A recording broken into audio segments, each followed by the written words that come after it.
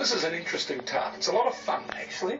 First of all, you just start off with a sheet of pastry, which you put onto an oiled baking sheet. Of course, you take the plastic off. And you try not to get it all mixed up and folded over each other. That's all right. And then what we do, and I'll just squeeze it a bit because I've sort of spread it out a bit. That's stuck. And then we just prick it just in the middle, guys, leaving a bit of a edge.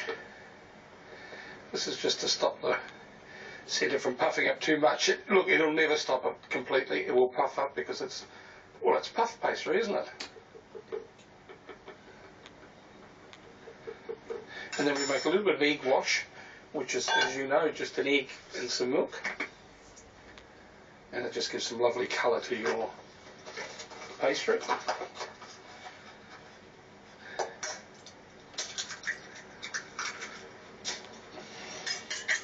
And just beat that up. And then just brush the pastry, put it in the oven, 180, 200 degrees, and just cook it until it's golden brown. Don't overcook it because it's going back in the oven when we do the next thing, so keep that in mind. But that can go in now, and we'll then do a couple of other little things just while we're waiting. So into the oven, as I said, 180, 200 degrees, cook until it's golden brown but not overcooked.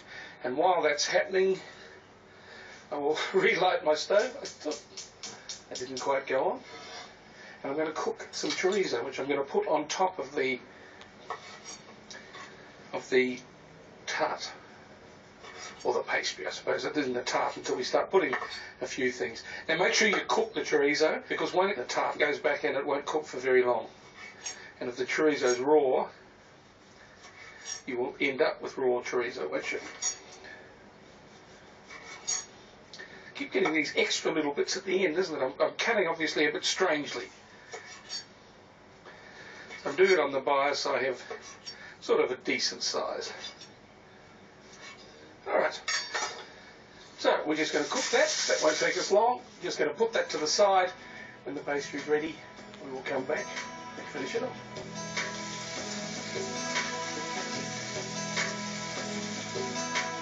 Alright, this looks pretty ready. Certainly does. And as you can see, trouble when using puff pastry, no matter how hard you try, you're not sort of able to actually get it not to rise. And that's why it's puff pastry. And that's why it's good pastry, I suppose, you would say. What I'm going to do here, I'm going to press it down a bit, just to expel some of the air. And I'll press it down a bit more in a second, because I have to make a couple of little places to put a couple of eggs in, which is what's a bit tricky about this one. But first of all, we just start by putting the sausage on the top. So some tasty or Gruyere cheese, whichever you've got. I like Gruyere, but I'm a bit of a sucker for good Gruyere cheese, as you know. But then a couple of eggs in the centre. I'll just use that to break it. Now I have made this other times where I've done an indent and put a few eggs around. I'll still do two. I was going to say to you, really only if I need one, but because it's a visual thing, and when you cut it, sort of happens. But that'll do us. I'm chattering away to myself. I'm talking myself in and out of things, and that goes back into the oven, and it gets cooked until that cheese is melted and the eggs are set. So that won't take us long. And we've got a really nice, interesting, fun tart. I reckon it'd be a good brunch dish. Just put it in the centre of the table. Alright guys, fun. That's what I call it. And it's tasty too.